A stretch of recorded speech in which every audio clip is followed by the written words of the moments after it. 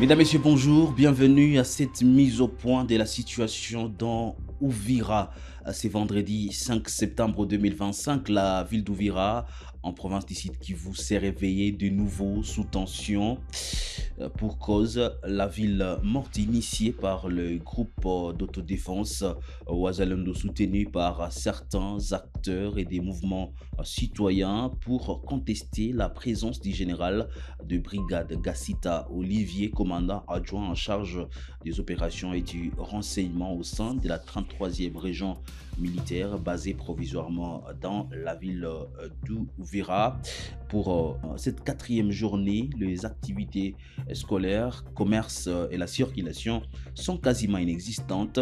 La population reste chez elle, difficile pour certains de s'approvisionner sur des acteurs de la ville. Seuls des porteurs d'armes FARDC et Wazalendo sont visibles dans la zone.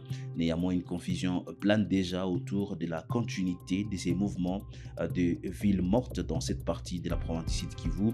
Certains organisateurs pensent que la population peut vaquer à ses activités à partir des 11h de ce vendredi. D'autres structures de la société civile, par contre, indiquent que ces mouvements doivent continuer jusqu'à ce qu'une solution soit trouvée à leurs revendications.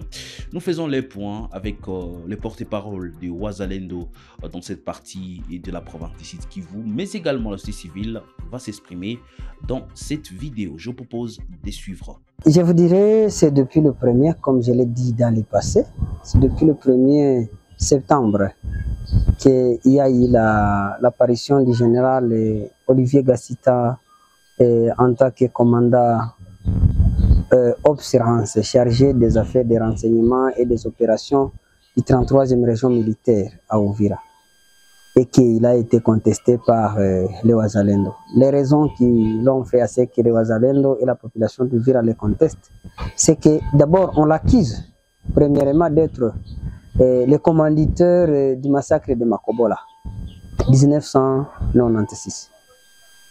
On l'accuse d'être la personne qui a vendu la ville de Bukavu au AFC-M23.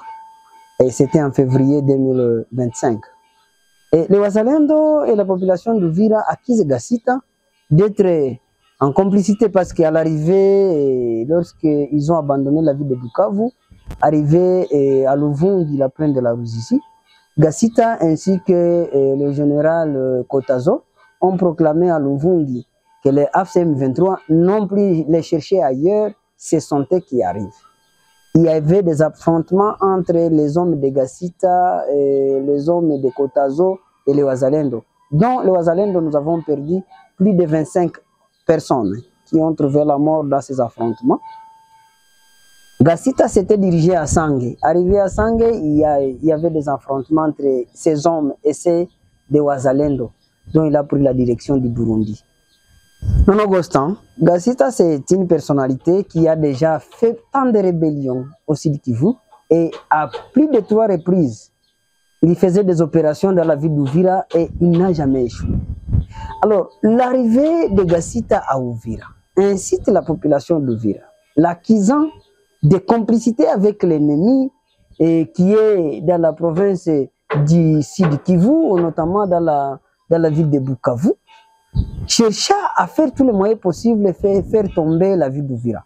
Et comme vous le constatez, il n'y a pas longtemps, vous observez les gens à gauche ou à droite en train de chercher comment faire tomber la ville d'Uvira. La ville d'Uvira, c'est une ville qui a résisté avec les territoires d'Uvira, Mwenga et Fizi. Le Sud a résisté aux méfaits de l'AFC M23 avec la RDF et les Twirwaneho. Donc, avec tous ceux qui sont en train de se passer dans le Sud, maintenant l'arrivée de Gassita, c'est la personnalité du M23, c'est la personnalité du Rwanda qui veut faire tomber la ville d'Uvira entre les mains de l'ennemi qui est l'AFC M23 et qui veut prendre de tout prix la ville d'Uvira.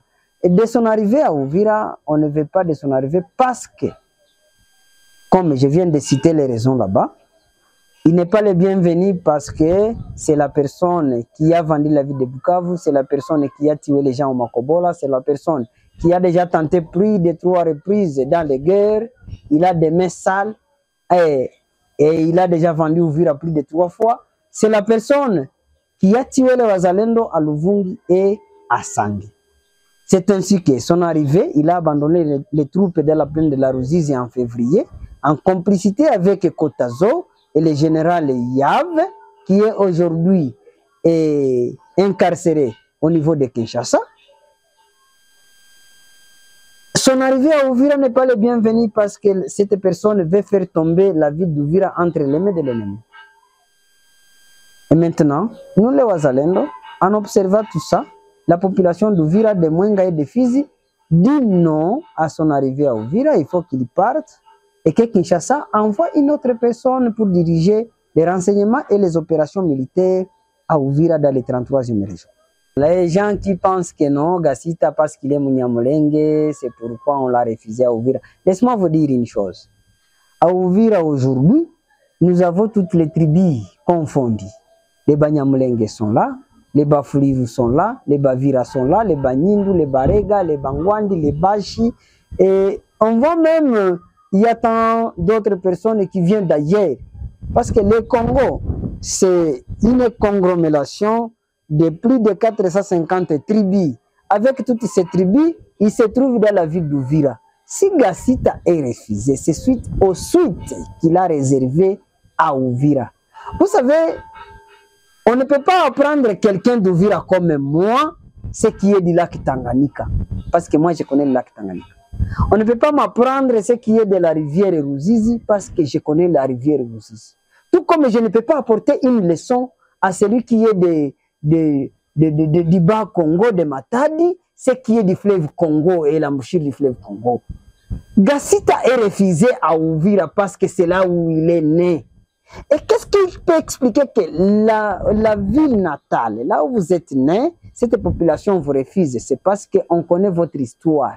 Le passé de Gassita est plus dans les mémoires de la population ouviroise, plus que celle-là qui l'active comme étant un patriote. Ce que vous devez reconnaître dans ce sens, Uvira reconnaît que Gassita, c'est un fils d'Uvira. Mais un fils d'Uvira qui a vendu plus de 3 fois Uvira. Et en cas cette situation va prendre effet, c'est parce que lorsque la ville, plutôt les autorités au niveau de Kinshasa vont se décider, cela va prendre effet. Les Wazalendo et la population d'Uvira, ils sont mécontents aujourd'hui. Vous avez observé la ville morte. Ce n'est pas appelé par les Wazalendo, c'est appelé par la société civile. Et vous avez vu toute la population d'Uvira accepter la ville morte durant 3 maintenant jours d'observation. Et ils disent très bien que nous allons repartir dans nos activités, que lorsque nous allons retrouver le messier appelé au nom de Gassita, notre fils, partir. Laisse-moi vous dire une chose. Dans le M23, nous avons un fils d'Uvira. Ok? Nous avons un fils d'Uvira qui est dans le M23. Ce n'est pas un ou deux. Ils sont là de la tribu d'Afliou. Mais qui ne sont pas acceptés à Uvira. Et si c'est là, et si la population d'Uvira, les Bafouliru allaient l'accepter, la ville d'Uvira aurait déjà tombé dans les mains de l'ennemi. Les Bafouliru ont aussi des hommes dans le M23. Mais ils ont nié la personnalité de Gassita à Uvira. C'est parce que, de la même manière qu'ils nient leur fils, de cette même manière qu'ils ont mis Gassita comme aussi étant leur fils né à Uvira de la tribu Banyamulenge. Nous savons très bien que non, il y a des pourparlers entre les Wazalendo et l'armée régulière qui sont les FARDC. Comme je vous l'ai toujours dit, les FARDC c'est le père et les fils c'est le son de Wazalendo. Et dans tout ce que nous faisons, nous travaillons pour un grand-père qui est le chef de l'État. Et nous sommes dans une seule vision. Le chef de l'État, il est là, il conserve l'unité nationale de la République démocratique du Congo. Et nous, les Wazalendo, nous avons pris les armes pour combattre l'ennemi. Et nous savons que notre chef, c'est le chef de l'État. Mais la décision qui a été prise, Gassita est toujours à Uvira. La décision prise par Kinshasa, la manifestation se retrouva à Uvira et à Fizi Baraka ainsi qu'à Mwenga. C'est pour refuser ce que les gens ont fait par ignorance. Ils ont connu Gassita par tromperie. Parce que les gens se trompent aujourd'hui, se demandent que non. Et parce que au niveau de Minembwe, les gens veulent combattre les Twirwaneho. Et la plupart des Twirwaneho, ce sont des gens qui ont pris les armes au nom de Banyamulenge, de la tribu Banyamulenge. Et ils veulent apprendre maintenant à nous apporter Gassita au niveau de la 33e région comme chargé de renseignements et des opérations militaires pour combattre d'autres Banyamulenge. Mais il est en complicité avec l'ennemi. On ne le combat pas parce qu'il est Munyamulenge, mais on le combat parce que c'est un fils d'Uvira, c'est un fils d'ici du Kivu, qui a si contribué à la chute de la ville de Goma et de la ville de Bukavu. Un fils d'Uvira qui a si contribué à massacrer la population à Fizi, qui est Makobola. Un fils d'Uvira, je termine, un fils d'Uvira qui contribue jusqu'à présent. Il a massacré des Wazalendo à Luvungi et ailleurs et en abandonnant les militaires du 33e région, les laissa déambuler et lui est parti à Kinshasa après avoir tué les Wazalendo.